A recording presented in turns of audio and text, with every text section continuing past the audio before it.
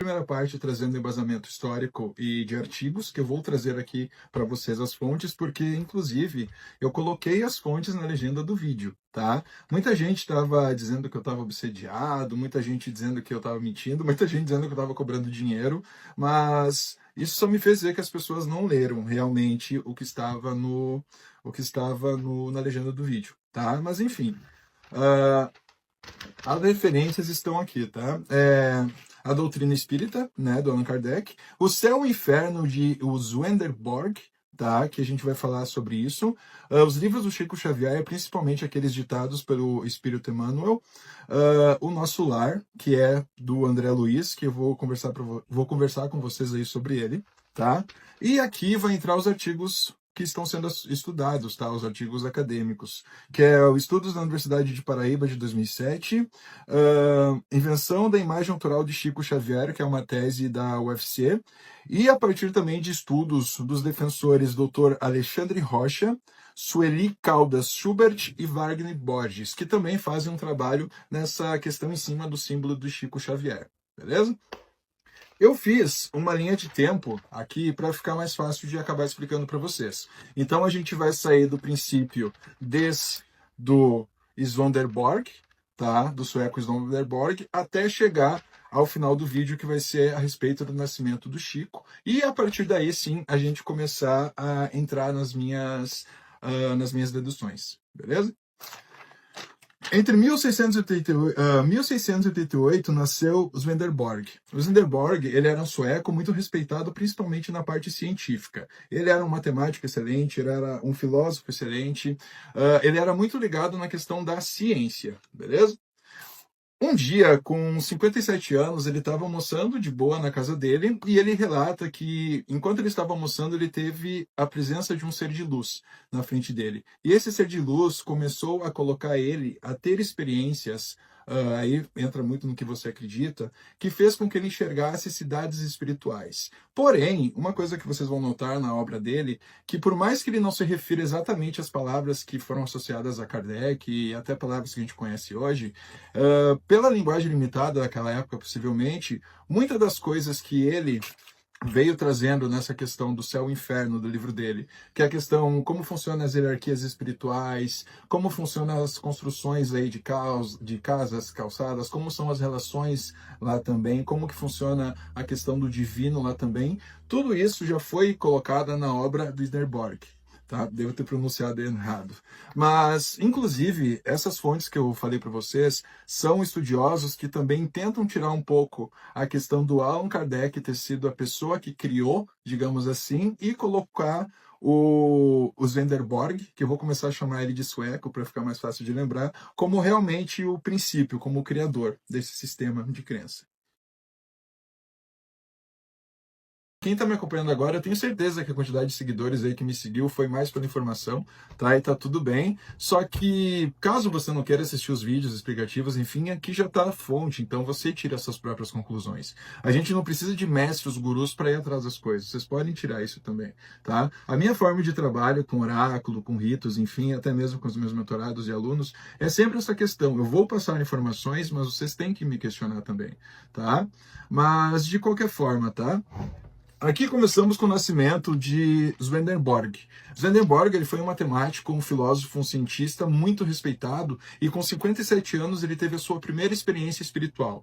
Lembrando, um cara da ciência que não acreditava nessa questão, acreditava em todas as explicações científicas, estava almoçando e diz que teve uma visão de um ser de luz e esse ser de luz conversou com ele. A partir daí, ele começou e escreveu nesse livro O Céu e o Inferno dele como foi as experiências que ele teve a partir desses desdobramentos, a partir dessa conexão com esse lado da espiritualidade. O livro foi lançado em 1758. O Swedenborg publica o livro O Céu e o Inferno, trazendo como que funciona, como que é a interpretação de energias, o que que eles faziam, como faziam, e o mais interessante que são linguagens específicas daquela época. E muita coisa que você vai ler nesse livro, além de você achar muitas semelhanças com Kardec, você vai entender muitas coisas que a gente entende hoje, por exemplo. Sacou? Aqui é mais uma dedução minha usando um pouco a numerologia, tá? Do lançamento de O Céu e o Inferno de 1758 para o primeiro livro do Kardec, que foi o Livro dos Espíritos, é uma diferença de 99 anos. Aí, se a gente pega a questão da numerologia, o 9, 9 mais 9, 18, 1 mais 8, 9. Na pitagórica representa o coletivo e amor universal, e na cabalística representa a conexão entre o mundo espiritual e material. Em 1758, o conhecimento era para o indivíduo, ele estava passando essas sensações, ele estava vivenciando isso. A partir de 1857, principalmente a partir da questão do Kardec, enfim, isso começou a ser divulgado muito mais. Ou seja, saiu do individual e acabou indo para o coletivo, beleza? Kardec, em 1804, Kardec nasce. Em 1854, Kardec tem acessos a relatos daquelas famosas mesas rodantes.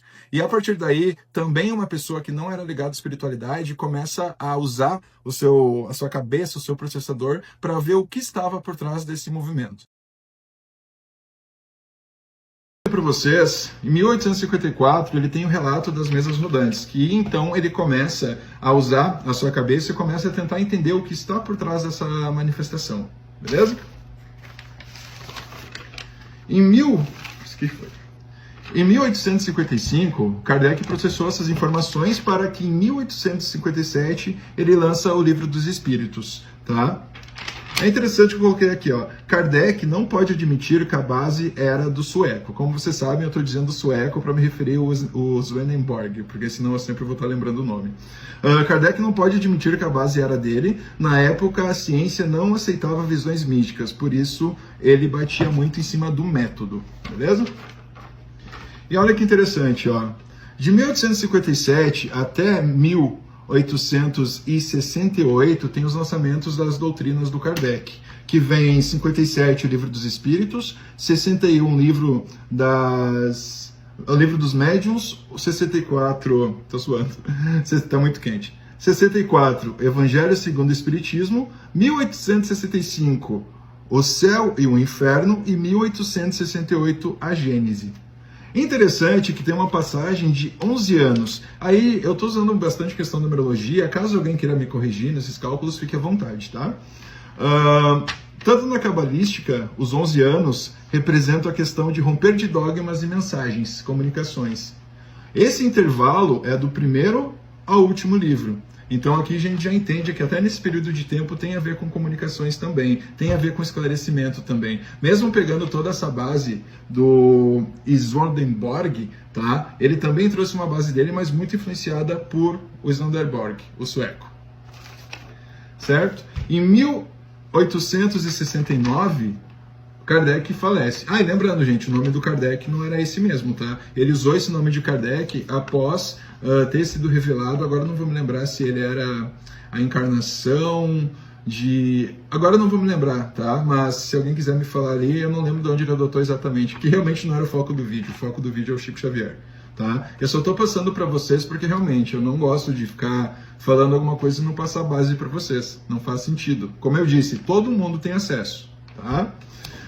Em 1869, no dia 31/3 de 1869, o Allan Kardec falece. Se a gente vai fazer a numerologia dessa data, termina com 4, representando conclusão e trabalho concluído. Beleza? Aqui vamos parar no nascimento do Chico Xavier, que é 1910. Em 1915, Chico Xavier tem a sua primeira experiência mediúnica vendo a sua mãe, tá? Que inclusive no filme estava excelente com a Letícia Sabatella. O primeiro contato dele vem com 21 anos, tá? 21 representa o arcano do mundo, beleza? Em 1931, tá, 3 vezes de disciplina era a ordem do Emmanuel, né?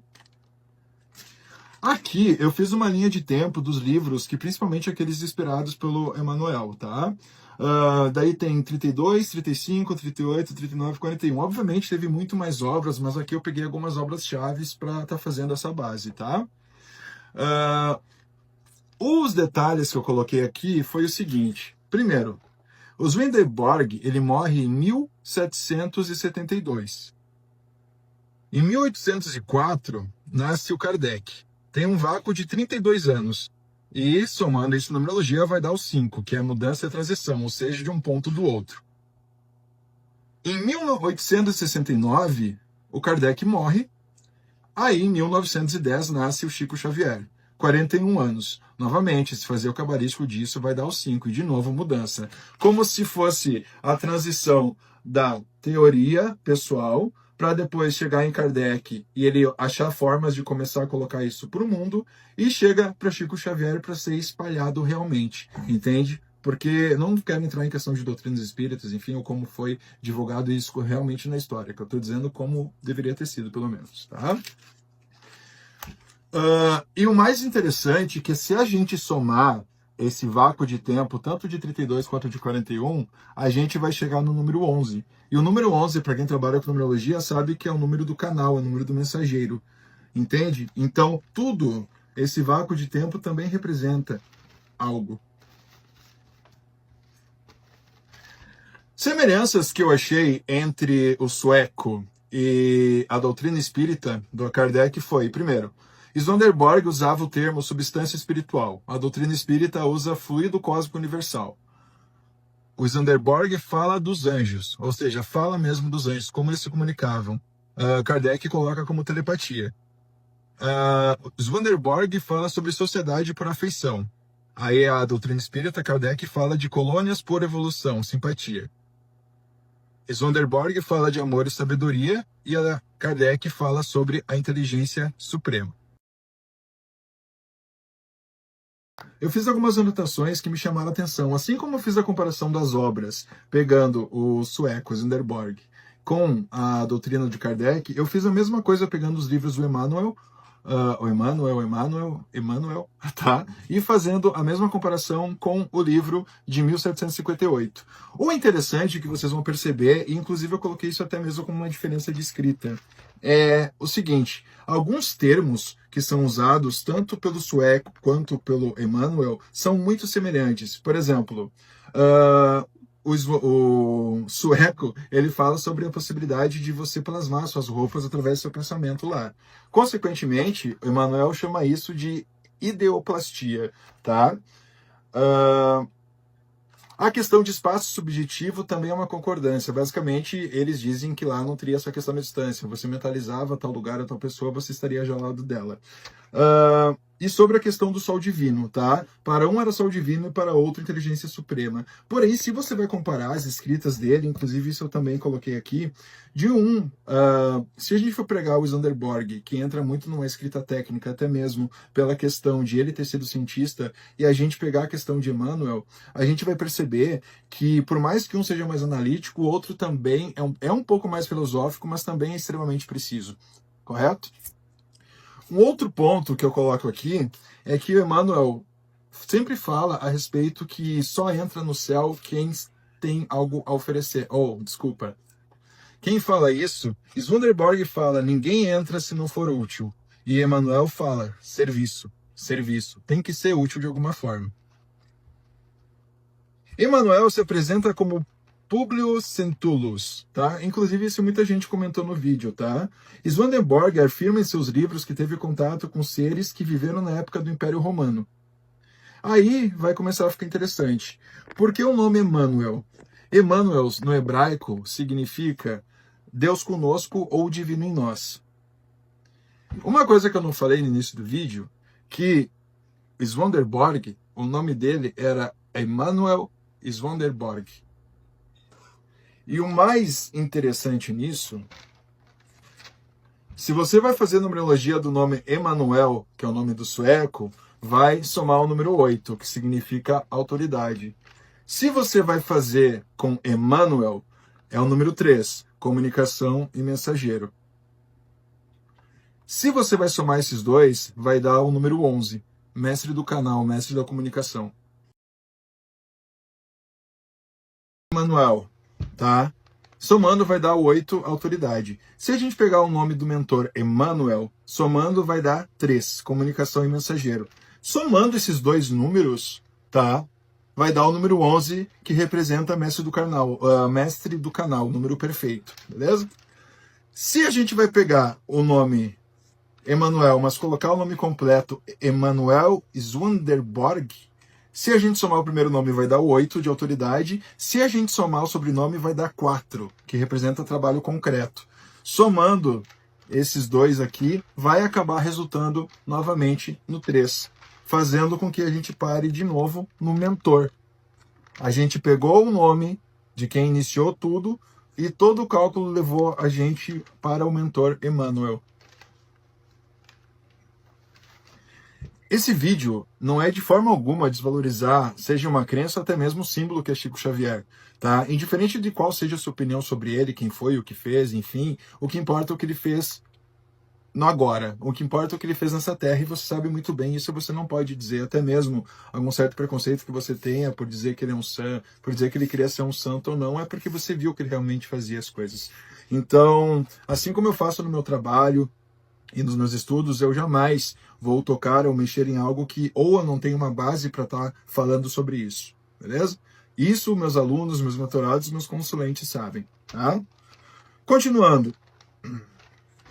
Se a gente for pegar o nome completo, Francisco de Paula Cândido, além se a gente fazer o Cândido, que vai somar 32, antes da gente chegar no 5, ele representa exatamente o tempo de morte do sueco até o nascimento do Allan Kardec. E somando todo o nome do Chico, vai dar o número 9, que também é o número perfeito. E o mais interessante, Emmanuel representava o 3, Chico representava o 9. O início o 3, o 9 é o fim. 12. 1 mais 2, 3. Eterna comunicação. Em algumas escolas esotéricas, nós temos a representação espiritual através do triângulo e do quadrado. Chico não era uma encarnação de Allan Kardec. Chico era parte desse triângulo de conexão espiritual, começando por Swedenborg, depois indo para Kardec e depois indo para Chico, fazendo com que essa doutrina viesse para o quadrado, que é a nossa Terra, somando 7, que é o número perfeito. Conclusão. Ou seja, quem realmente é o mentor dele não foi, pode ter sido uma das roupagens do imperador romano, mas quem foi o mentor de Chico foi o Swedenborg quando encarnado. Quando encarnado, Emmanuel era Swedenborg. Tem muitas pessoas que não vão concordar comigo, enfim, mas realmente eu não fiz esse vídeo esperando uma concordância. Na verdade, foi o que fez sentido para mim e é o que eu procuro trazer. Que é sentido não só para mim, mas para as pessoas que me procuram, sejam consulentes, alunos ou mentorados, tá? Mas o que me deixa mais feliz e de verdade é tirar um pouco essa questão, não digo do Kardec em si, mas a gente saber que um brasileiro, assim como a gente, teve essa influência e teve essa participação, diferente da sua crença, ele teve a sua importância. Entende? Um brasileiro teve essa importância e não por ele ser necessariamente a encarnação de Allan Kardec, mas porque ele fez parte desse sistema.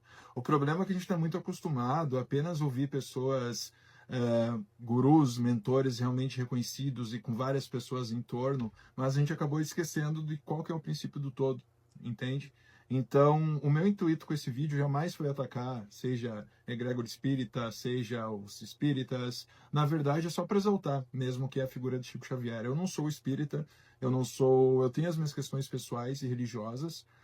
Não coloco isso em pauta no meu lado profissional, obviamente, mas é um brasileiro. É um brasileiro que passou pela realidade de muitas pessoas que passam a realidade até hoje. Então, na verdade, podemos tirar então essa questão de Kardec ter sido responsável pelo conhecimento de Chico e não colocar o Chico nessa caixinha. A gente pode dizer que um brasileiro fez parte disso.